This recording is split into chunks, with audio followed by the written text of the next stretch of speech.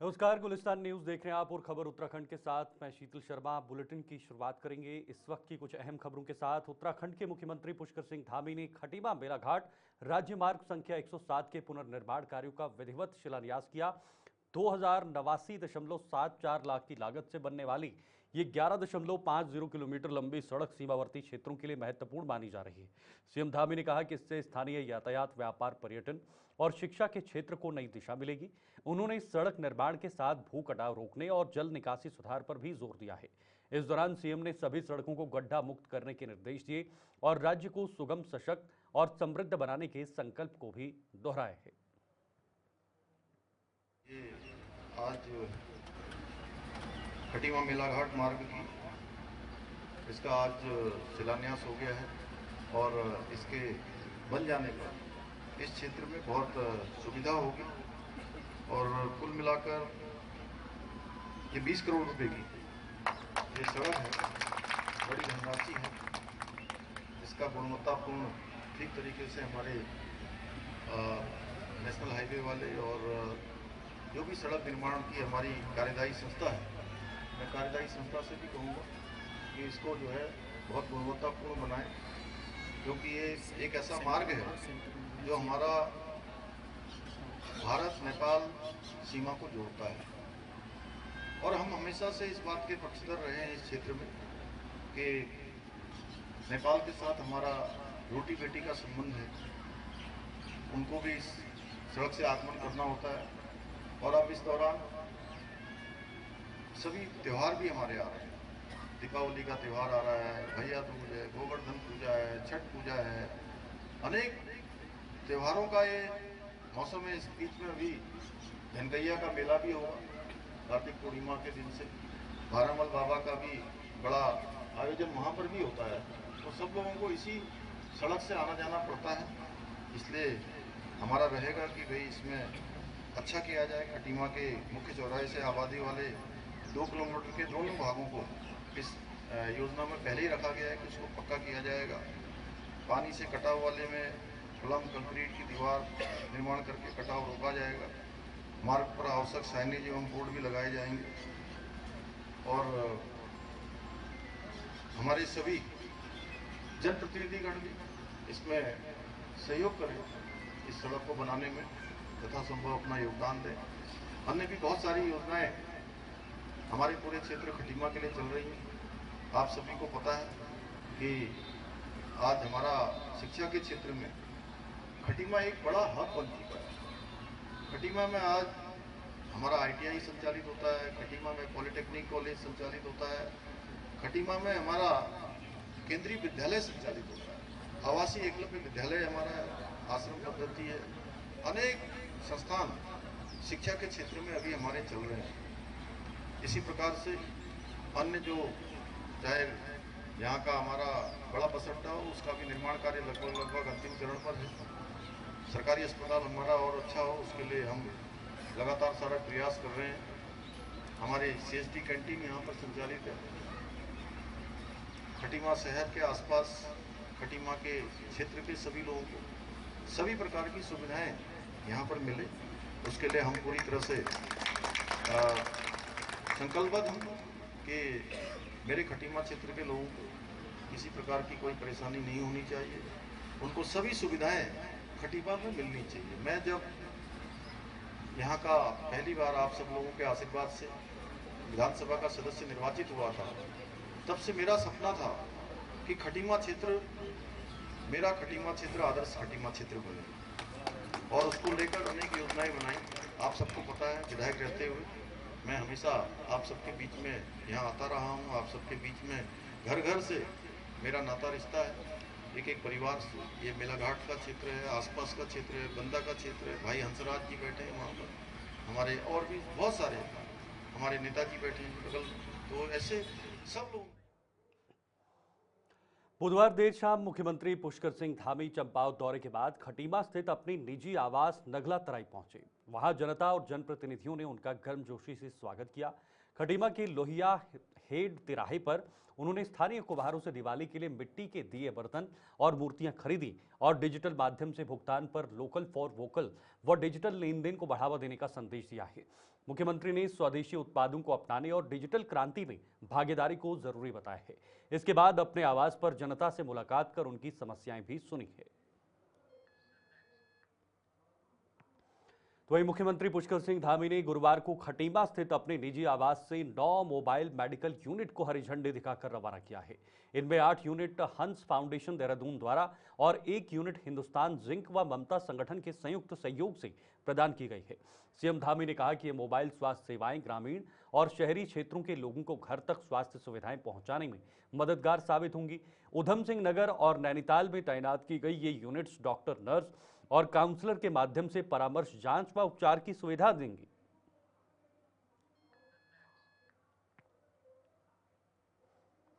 आगे बढ़ेंगे। बिहार चुनाव को लेकर राष्ट्रीय पार्टियों ने तैयारियां तेज कर दी है और बीजेपी अपने स्टार प्रचारकों को मैदान में उतार रही है। उत्तराखंड के मुख्यमंत्री पुष्कर सिंह धामी 17 अक्टूबर को बिहार में चुनाव प्रचार करेंगे। बीजेपी प्रदेश मीडिया प्रभारी मनवीर चौहान ने बताया कि सीएम धामी ने उत्तराखंड में यूसीसी, धर्मांतरण रोकथाम कानून और सख्त नकल विरोधी कानून जैसे ऐतिहासिक फैसले लिए हैं, जिससे उनकी छवि एक निर्णायक और सख्त प्रशासक की बनी है। यही कारण है कि पार्टी उन्हें अब बिहार जैसे महत्वपूर्ण चुनावी राज्य में प्रचार के लिए भेज रही है। जनता पार्टी के केंद्रीय नेतृत्व के द्वारा बिहार चुनाव को लेकर के हमारे विभिन्न प्रदेशों से वहां पर चुनाव प्रबंधन की दृष्टि से कार्यकर्ताओं और पदाधिकारियों को लगाया जाता है। उत्तराखंड राज्य से भी हमारे कुछ विधायकों को और सांसदों को वहां चुनाव में लगाया गया है। इसके साथ ही जिस प्रकार से हमारे प्रदेश के मुख्यमंत्री माननीय पुष्कर सिंह धामी जी के द्वारा प्रदेश के विकास के लिए अनेकों ऐतिहासिक काम किए गए हैं। हम चाहे यूसीसी की बात करें, चाहे धर्मांतरण कानून की बात करें, चाहे देश के सबसे कठोरतम नकल कानून की बात करें, हमारे उत्तराखंड राज्य में धामी जी के द्वारा ये लागू किए गए हैं। और इन कार्यों के कारण अन्य राज्यों ने भी इन योजनाओं को अपने राज्य में लागू करने का उन्होंने काम किया है और उत्तराखंड राज्य से उन्होंने प्रेरणा ली है। तो निश्चित रूप से हमारे प्रदेश के मुख्यमंत्री माननीय पुष्कर सिंह धामी जी की पूरे देश के सभी राज्यों में जो उनकी लोकप्रियता है, उसी आधार पर केंद्रीय नेतृत्व के द्वारा उनको बिहार चुनाव में उनकी उपयोग करने का निर्णय लिया गया है। और उनका 1 दिवसीय प्रवास कल उनका बिहार में रहने वाला है और आगे अन्य चुनाव की दृष्टि से अन्य और भी कार्यक्रम उनके होंगे। इसको लेकर के केंद्रीय नेतृत्व आगे।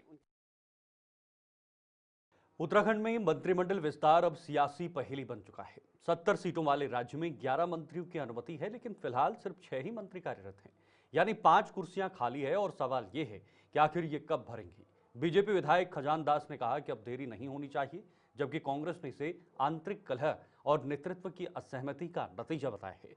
विपक्ष का आरोप है कि फैसले ज्योतिषीय आधार पर लिए जा रहे हैं और शासन ठप हो गया है। मंत्री विदेश दौरों में व्यस्त हैं, जनता की उम्मीदें अधूरी रह गई हैं।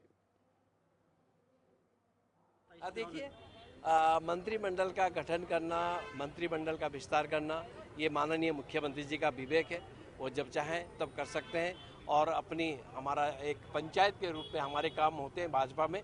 इसलिए हमारा केंद्रीय नेतृत्व है, प्रदेश नेतृत्व है, रायशुमारी करते हुए ये जल्दी से जल्दी अब मेरे ख्याल से मुझे लगता है कि इसकी आवश्यकता भी है और जल्दी वो अपना विस्तार करेंगे। देखिए, भारतीय जनता पार्टी में जो अंतर्कलह है, पूर्व मुख्यमंत्री और वर्तमान मुख्यमंत्री के बीच जो नूरा कुश्ती चल रही है, जो गुटबाजी चल रही है, वो किसी से छुपी हुई नहीं है और उसका असर मंत्रिमंडल गठन पे भी पड़ रहा है। आज 3.5 साल हो गए हैं भाजपा को सरकार बनाए हुए दूसरे कार्यकाल के लिए, लेकिन अभी तक मंत्रिमंडल का विस्तार नहीं हुआ और मुख्यमंत्री जी एकला चलो की राह पे हैं।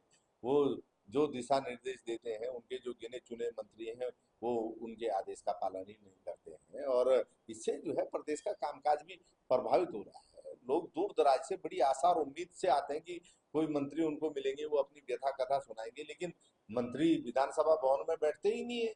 वो तो जो है विदेशी दौरों पे या दूसरे राज्य के दौरों पे मस्त रहते हैं। आगे बढ़ेंगे। हरिद्वार रुड़की विकास प्राधिकरण यानी HRDA द्वारा प्रस्तावित हरिद्वार महायोजना 2041 को लेकर आपत्तियों की सुनवाई का सिलसिला जारी है। भल्ला इंटर कॉलेज में आयोजित कार्यक्रम में HRDA की उपाध्यक्ष सोनिका ने स्थानीय लोगों की आपत्तियां सुनी हैं। शहर भर से आए नागरिकों और संगठनों ने व्यक्तिगत और सामूहिक रूप से महायोजना को लेकर अपनी आपत्तियां दर्ज कराई है। उपाध्यक्ष सोनिका ने आश्वासन दिया कि जन सुनवाई कई चरणों में होगी और आपत्तियों के आधार पर जरूरत के अनुसार महायोजना में बदलाव किए जाएंगे। प्राधिकरण का उद्देश्य शहर का संतुलित और नियोजित विकास सुनिश्चित करना है।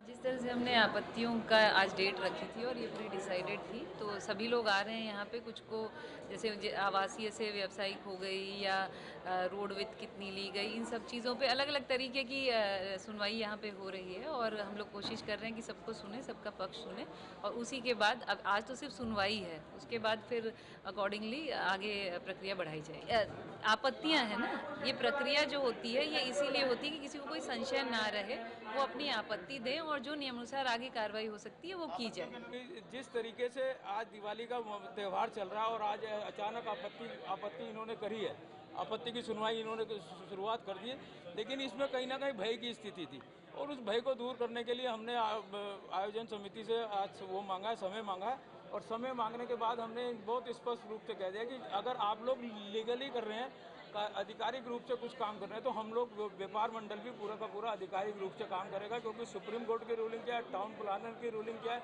इन सब चीज़ों का अध्ययन करने के बाद।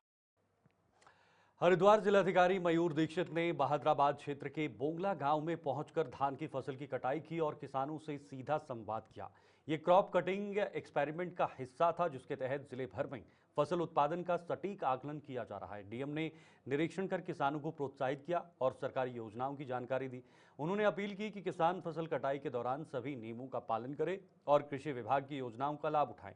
ये पहल किसानों की आय बढ़ाने और कृषि आंकड़ों को बेहतर बनाने की दिशा में अहम है।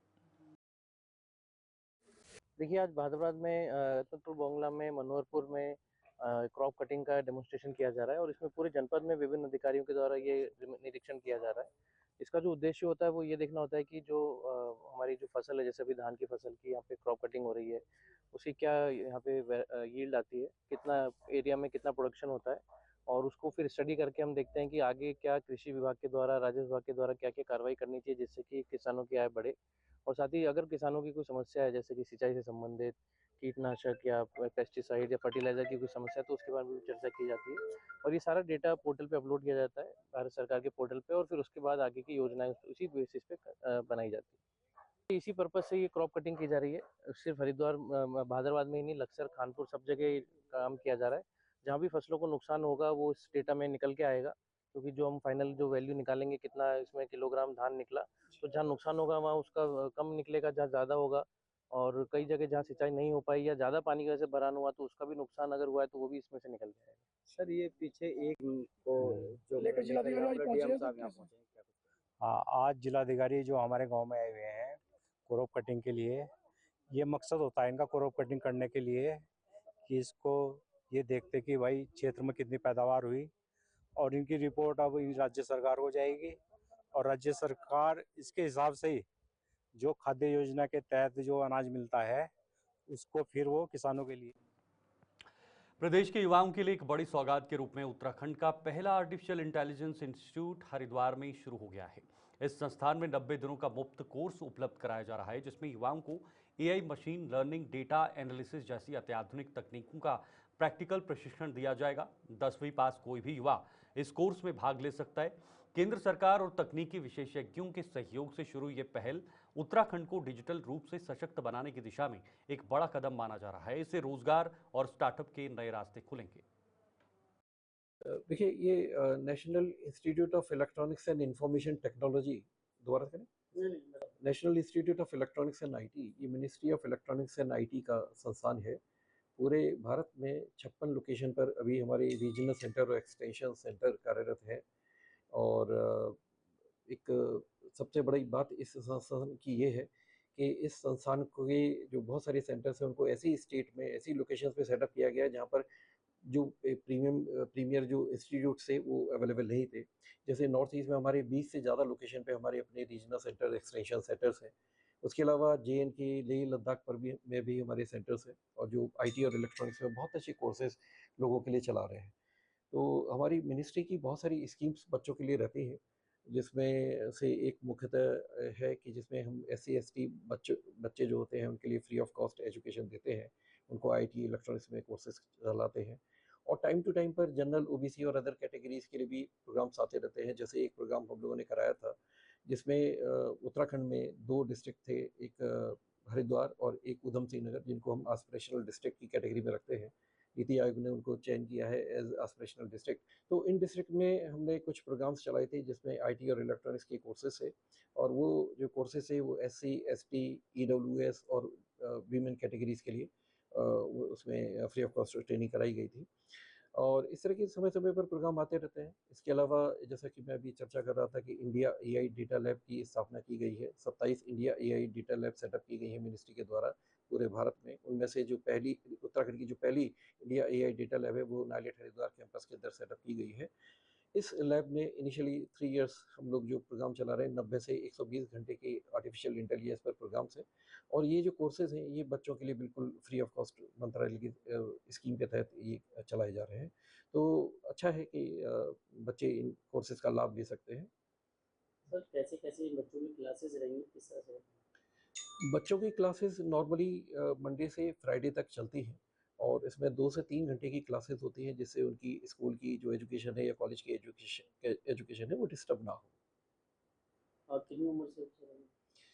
इन जो आर्टिफिशियल इंटेलिजेंस वाले जो कोर्सेज हैं बीजेपी विधायक भूपाल राम टमटा ने बताया कि दशहरे के अवसर पर थराली विधानसभा के सैन्य बाहुल्य क्षेत्र सवाल गांव में केंद्रीय विद्यालय की स्वीकृति मिलने से पूरे क्षेत्र में खुशी की लहर है।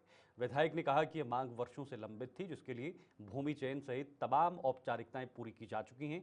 उन्होंने बताया कि चुनाव के दौरान क्षेत्र में आए लोकप्रिय सांसद अनिल बलूनी ने इस दिशा में प्रयास करने का आश्वासन दिया था, जिसके परिणाम स्वरूप अब केंद्र सरकार की मंजूरी मिल गई है। विधायक टमटा ने इस उपलब्धि के लिए प्रधानमंत्री नरेंद्र मोदी, केंद्रीय शिक्षा मंत्री धर्मेंद्र प्रधान, उत्तराखंड के मुख्यमंत्री पुष्कर सिंह धामी और सांसद अनिल बलूनी का आभार जताया। उन्होंने कहा कि विद्यालय क्षेत्र के होनहार बच्चों के लिए शिक्षा के क्षेत्र में एक नया अध्याय जोड़ेगा और सुदूरवर्ती इलाकों में शिक्षा का स्तर बेहतर बनाने में मील का पत्थर साबित होगा। मेरी विधानसभा थराली में जो सैन्य बाहुल्य क्षेत्र है सवाड़ गांव और विगत कई सालों से वहां पर केंद्रीय विद्यालय की जो मांग थी और वहां पर उन्होंने आधारभूत बहुत सारे कार्य और तमाम ज़मीन से लेकर ये सारी चीज़ें हुई थी। लेकिन जैसे ही हमारे गढ़वाल के लोकप्रिय सांसद जी चुनाव के समय पर वहां पर आए थे, उनके द्वारा घोषणा बताया गया था कि मैं जल्दी ही इसमें प्रयास करूँगा और उनके द्वारा अभी दशहरे के टाइम पर केंद्रीय कैबिनेट द्वारा जो हमारे यहाँ केंद्रीय विद्यालय की स्वीकृति जारी की गई, तो निश्चित रूप से क्षेत्र में एक खुशी का माहौल था और मेरे साथ एक मेरे क्षेत्र का प्रतिनिधिमंडल, गांव के लोग और जो लोग इस मुहिम में लगे हुए थे, उनके साथ हम माननीय सांसद जी के पास गए और उनका धन्यवाद किया। और निश्चित रूप से जिस प्रकार इतने कम समय में हमारे लोकप्रिय सांसद आदरणीय अनिल बलूनी जी ने जो केंद्रीय विद्यालय की स्वीकृति दी, निश्चित रूप से हमारे क्षेत्र के लिए एक बहुत बड़ी सौगात दशहरे के टाइम पर मिली है और इस सौगात के मिलने से जो सुदूरवर्ती क्षेत्र है हमारा। चलिए इस बुलेटिन में फिलहाल इतना ही, दीजिए इजाजत, नमस्कार।